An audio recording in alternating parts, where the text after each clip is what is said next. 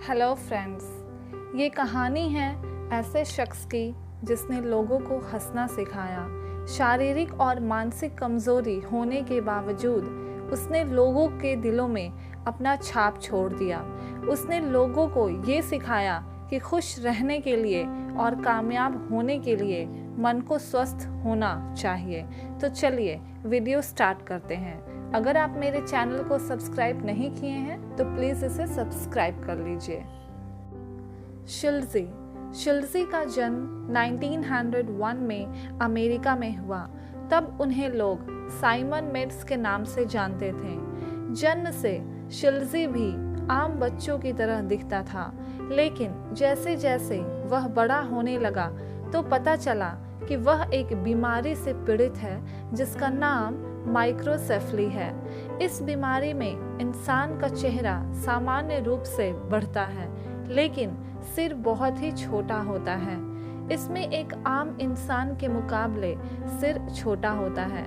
ऐसी स्थिति में इंसान की मस्तिष्क की क्षमता कम हो जाती है। ऐसे इंसान को चोस, रेड पीपल या पिन हेड्स भी कहा जाता है। कभी कभी ऐसा तब होता है जब बच्चा माँ के पेट में हो और माँ ज़्यादा शराब का सेवन करे। इस बीमारी का कोई इलाज नहीं है। शिल्जी का जन्म एक अमीर परिवार में हुआ था। उसकी एक बहन थी, वो भी इसी बीमारी से पीड़ित थी। अजीब दिखने वाले बच्चों के कारण इनके माता पिता को शर्म आती थी और वो इनको समाज से छुपा कर रखते थे। बाद में लोगों के कहने पर इनके माता पिता ने इनको ड्रीमलैंड सर्कस में इन्हें बेच दिया। इन बच्चों को केयर की आवश्यकता थी, लेकिन ये एक सर्कस का हिस्सा बन चुके थे। सर्कस से ही शुरुआत हुई शिल्जी के सफ़र की। शिल्जी एक युवा होने के बावजूद उसका दिमाग एक 3 साल के छोटे बच्चे की तरह था। वह बच्चों की तरह ही छोटे छोटे शब्द जोड़कर बोल पाता था। सर्कस में वह एक लड़की का कपड़ा पहनता था और उसी कपड़े में प्रदर्शन करता था और लोगों को हंसाता था। कभी कभी शिल्जी अपना आपा खो देता था, इसलिए उसका केयर टेकर अधिकतर उसके साथ ही रहता था। धीरे धीरे वह अपनी मासूमियत और फनी होने के कारण सबका चहेता बन गया। जो भी उसके पास आता था उसका दीवाना हो जाता था। शिल्जी इतना पॉपुलर हुआ कि उसको हॉलीवुड से फिल्मों के ऑफ़र आने लगे।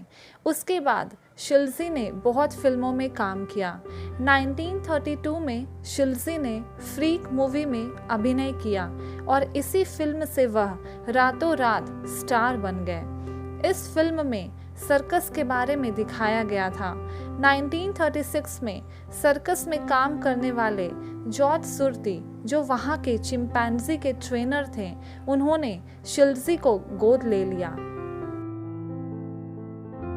जॉर्ज ने मरते दम तक 1965 तक शिल्जी का हमेशा ख्याल रखा, लेकिन जॉर्ज के मरने के बाद जॉर्ज की बेटी ने शिल्जी का देखभाल करने से मना कर दिया और उसे लॉस एंजलिस के एक मेंटल हॉस्पिटल में भेज दिया।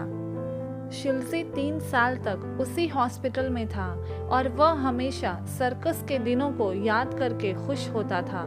वहाँ उसकी देखभाल सही से नहीं होने के कारण उसकी तबीयत खराब होने लगी, इसलिए उसे उसके जान पहचान वाले सर्कस के दोस्त ने शिल्जी को आधिकारिक रूप से अपने पास रख लिया और उसका केयर करने लगे। बाद में शिल्जी डॉप्ट्रिच नामक सर्कस में काम करने लगा। इतना फेमस होने के बावजूद उसका अपना घर नहीं था। कुछ साल बाद शिल्जी रिटायर हो गया और वो रिटायर के बाद भी लोगों का मनोरंजन करता था। शिल्जी अपने आसपास के लोगों के लिए हमेशा प्यारा और मासूम था।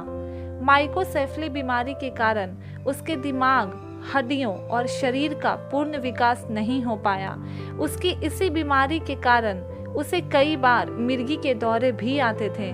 उसकी बीमारी इतनी बढ़ गई कि बाद में उसे सुनने और देखने में भी परेशानी होने लगी।